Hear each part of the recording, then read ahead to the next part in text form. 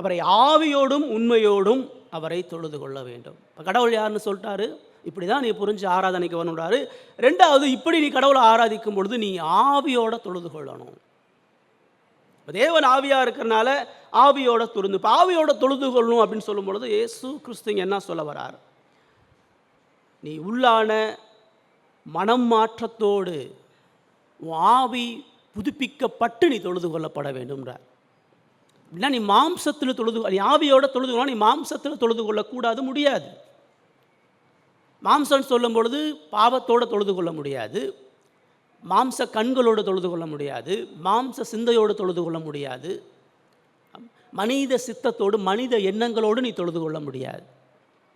ஆவியோடு தொழுது கொள்ளும் பொழுது ஆவியின் உதவியோடு, ஆவியினுடைய ஆளுகையோடு, ஆவியினுடைய துணையோடு, பரிசுத்த ஆவியானவருடைய துணை இல்லாமல், பலன் இல்லாமல், ஆவிக்குரிய வெளிச்சம் இல்லாமல் ஒரு உண்மையாக நீ கடவுளை ஆராதிக்க முடியாது என்று சொல்றார்.